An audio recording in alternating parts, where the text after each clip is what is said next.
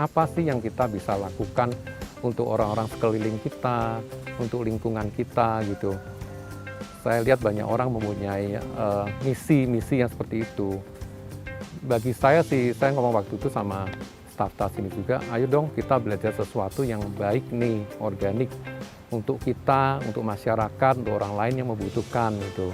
Ayo kita tularin dah supaya lebih bagus gitu semuanya gitu. Moto kita kan for a healthier world. Bagaimana kita tuh bisa menjadikan dunia itu yang lebih sehat gitu loh dari makanannya gitu.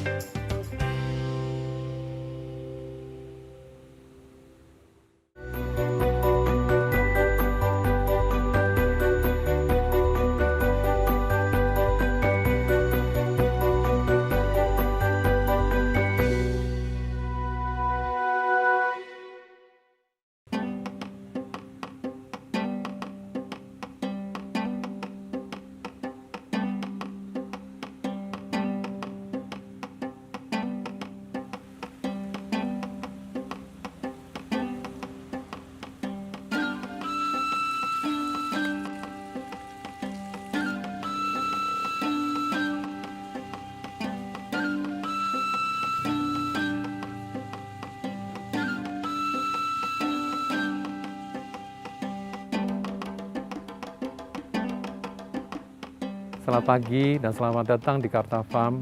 Di pagi yang baik ini kita akan mencoba lihat lahan dari organik di Karta Farm. Kita akan menyapa satu dua yang sedang bekerja, yang saat ini sedang memanen dari sayuran organik. Halo, lagi ngapain semua ini? Pagi. Ya, ini tanaman yang Pak Choi ya. Coba salah satu diambil, salah satu coba dipanen, coba diambil.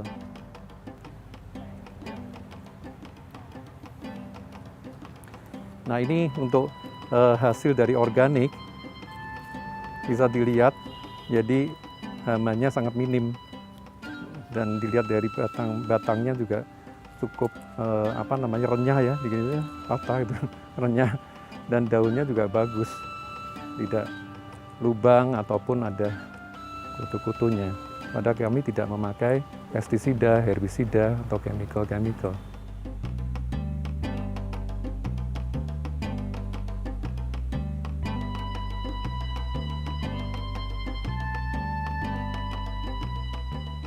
Karta Farm ini didirikan kira-kira 2 tahun yang lalu. Kita masukin pandemi, kira-kira 2 tahun ke 3 tahun ini didirikan. Tahun 2019 awal lah Bu, kayak gitu. Kita memulai perkebunan Karta Farm.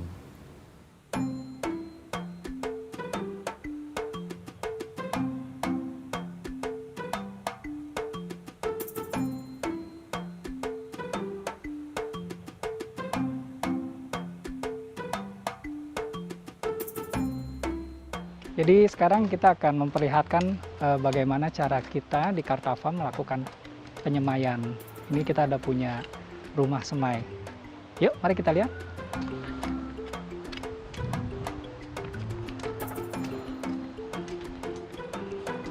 Tahap untuk melakukan penyemaian pertama kali adalah kita siapkan dulu media semainya. Jadi media semainya itu 80% terdiri dari sekam bakar. Kemudian 20% ini adalah perbandingan antara vermicompost dengan kokopit. Jadi kita sudah siapkan bahan-bahannya ada di sini, dan itu ada juga tempat yang sudah disiapkan untuk mengaduk media semainya.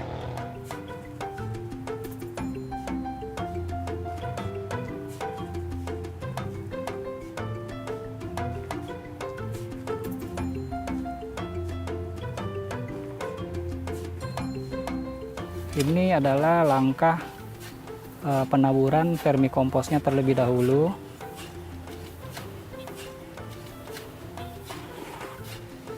Nah, ini adalah tahap yang kokopitnya. Kita taburkan juga sama seperti tadi, sambil diaduk agar rata. Jadi kokopit ini sangat berguna sekali untuk menjaga humidity atau kelembapan si media kompos. Ya, jadi vermikompos yang tadi kita lihat tadi sebetulnya berasal dari kotoran cacing seperti ini. Untuk menghasilkan vermikompos tersebut tidak bisa mempergunakan cacing sembarangan. Jadi memang harus mempergunakan cacing yang khusus.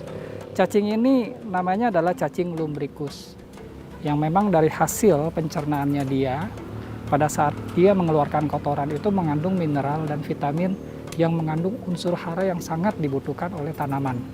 Itu sebabnya kenapa kita butuh vermikompos yang berasal dari cacing tersebut.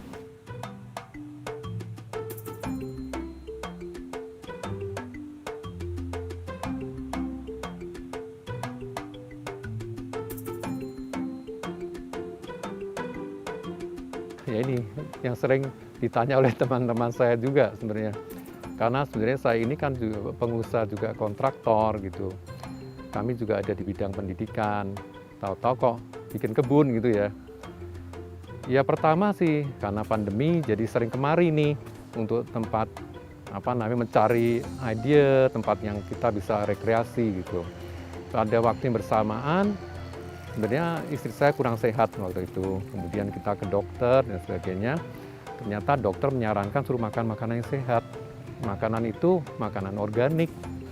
Bagi saya itu hal yang membingungkan sih, karena saya nggak pernah tahu apa itu organik dan sebagainya gitu. Dan saat itu kemudian saya berkenalan dengan landscaper yang kebetulan dia vegetarian, makan salad seperti itu.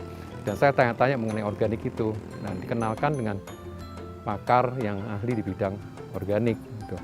Nah, saat itu mulai mempelajari dan saya melihat kok menarik ya.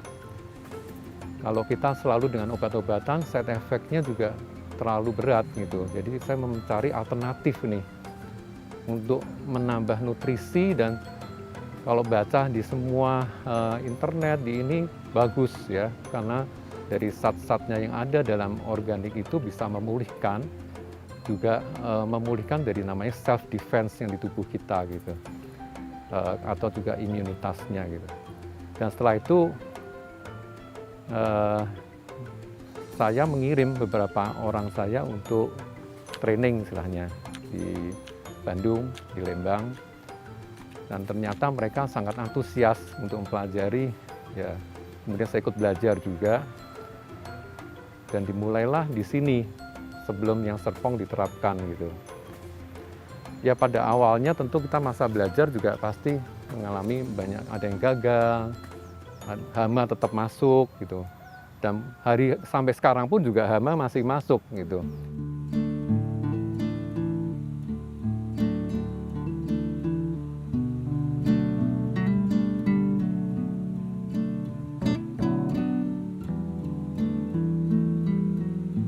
Ya ini mata air Kartapam, saya namakan itu karena cikal bakalnya di sini. Saya membeli tanah ini tertarik karena pertama ada mata air ini. Dan sudah 25 tahun sekian, mungkin lebih dari itu ya, sebelum saya beli dari sini pun sudah ngucur. Dan airnya tuh selalu bening begini, bagus. Ya jernih sekali sih. Ya, kita udah tes kandungan logam-logam beratnya sedikit. Istilahnya kalau ini soft airnya ya, lembut gitu. Dan saya kok yakin bisa diminum, cuma harus mungkin dimasak dulu lah ya, kan tentu ada bakterinya gitu. Dan kita hitung ini satu hari bisa kira-kira sampai 60 meter kubik gitu. Jadi karena kita mengucur keluar terus ya, kita keluarkan di tandon, kemudian ke empang. Sisanya kemudian diambil dari empang untuk pertanian.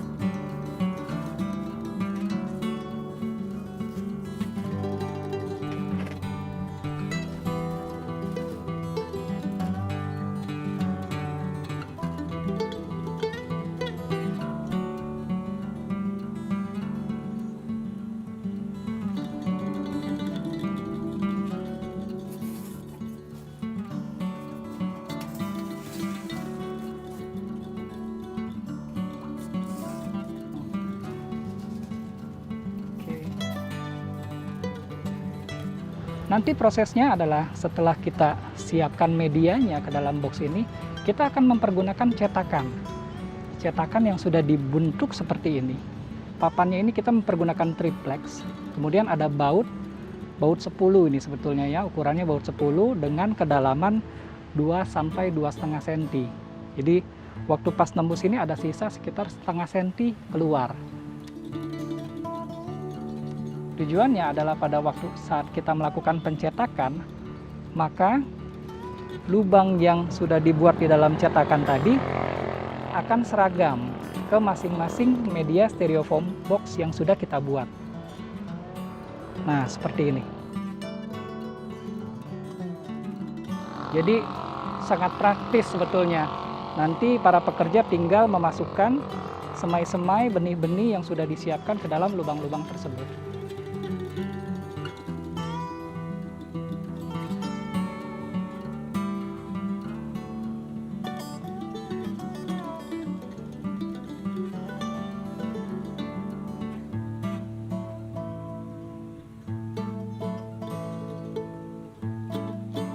Kita juga pernah main yang hidroponik, pernah yang cuma dikasih mulsa gitu ya. Karenanya ya intinya saya hanya dulu pertama bilang sama si istri saya, bilang pokoknya nggak boleh pakai pestisida ya, zat-zat kimia. Ya saya pikir ya oke lah kita coba, saya juga nggak ngerti. Dan katanya guru saya tuh ngomong, kalau kamu belajar organik, kosongkan pikiran. Jangan di benak kamu sudah mengerti cara pertanian yang konvensional. Nah kalau itu ada, kamu akan konflik interest itu, yang benar yang mana gitu. Ya saya menganggap ya ini yang terbaik gitu. Karena setelah diteliti tidak ada zat-zat kimia yang kita pakai. Itu benar murni dari istilahnya alam.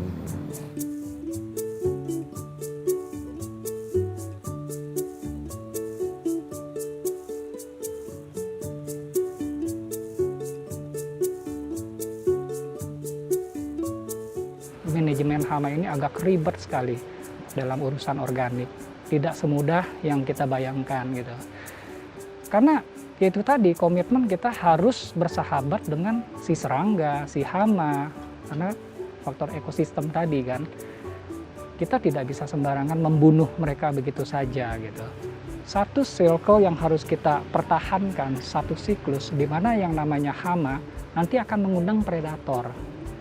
Predator ini juga nanti akan mengundang lagi yang lainnya, terus menjadi sebuah rantai makanan yang secara alami ujung-ujungnya akan menguntungkan kita juga gitu.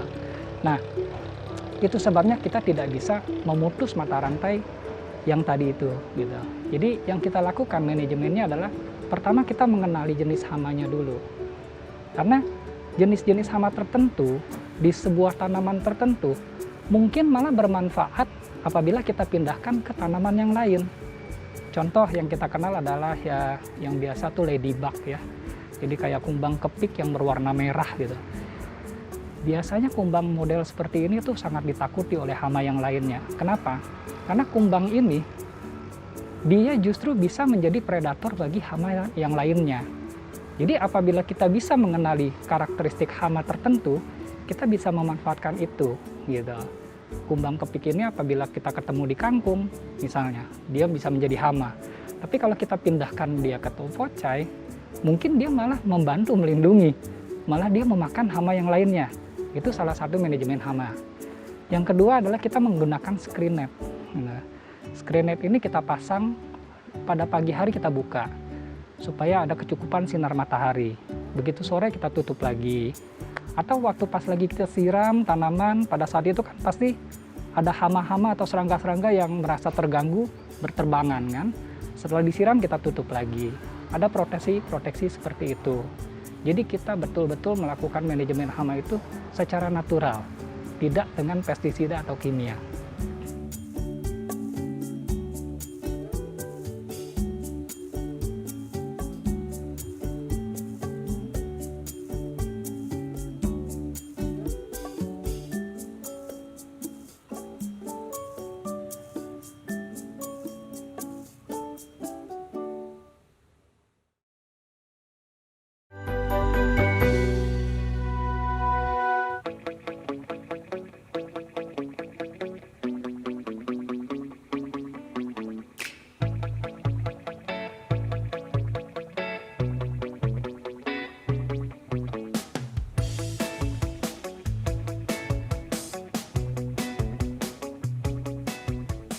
manfaat dari perkebunan organik ini sendiri bagi warga di sini ya, terutama bagi petani-petani di sini.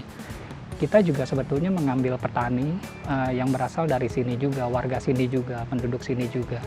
Dimana kita tahu sebetulnya di area sini banyak sekali sebetulnya perkebunan. Tetapi mereka lebih terbiasa dengan perkebunan tradisional karena memang dari kecil gitu ya, sampai dewasa, sampai tua. Dan yang namanya perkebunan organik ini mungkin adalah hal yang baru ya buat mereka gitu. Dan kita juga tahu bahwa yang namanya organik itu kendalanya terutama di edukasional sih gitu. Nah, pada saat para petani itu bergabung dengan kita, sebetulnya mereka juga cukup senang karena mereka mendapatkan pengetahuan yang lebih, terutama bagaimana caranya sebetulnya bisa menemukan nutrisi yang lebih sehat dibanding yang biasanya mereka kenal sejak kecil gitu.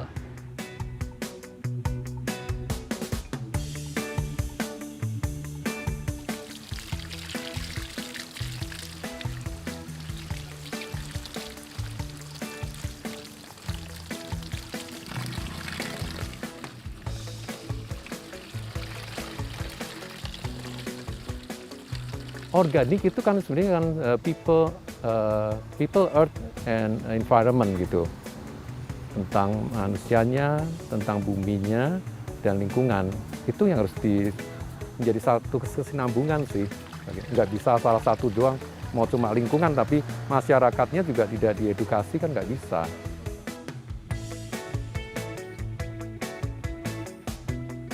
Tadinya kita hanya ke teman-teman di lingkungan. Kebetulan saya tinggal di Jakarta Barat gitu. Tadinya saya iseng-iseng masuk ke grup RT gitu. Terus tanggapannya lumayan. Satu hari saya pernah cuma produksi pakcoy, tahu-tahu meludak, terus saya kaget juga. Langsung order dong, 80 pack satu ini. Udah, kita cuma punya hari ini 30 pack gitu. Saya mulai pikir, wah bagus juga ya berarti ya minat-minat itu. Dan karena kita terus menjaga kualitas ini, terus kita mulai coba menghubungi supermarket, gitu. Supermarket Jepang itu ya, karena memang kontrol kualitasnya cukup ketat gitu.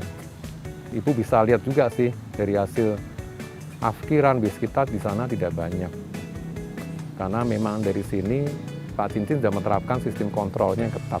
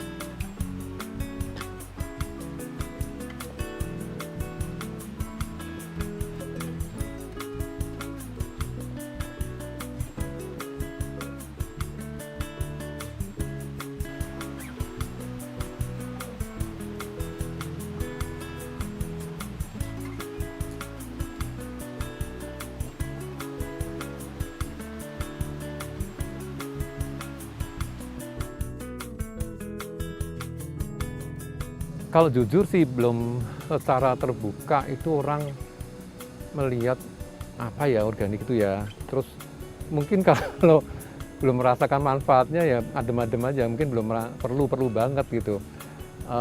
Mereka agak melihat memang organik ini lebih mahal Bu dari sayuran-sayuran biasa, karena dengan cara pengolahan dan mungkin produktivitas tidak seperti konvensional sayuran. Kasih ini tumbuh cepat, panen. Kalau kita kan alam gitu, kena hujan angin gede, ntar masalah gitu. Jadi banyak hal-hal yang perlu diperhatikan di segitunya. Tapi that's very good sih untuk dari hal pemasaran dan sebagainya sih lebih baik gitu.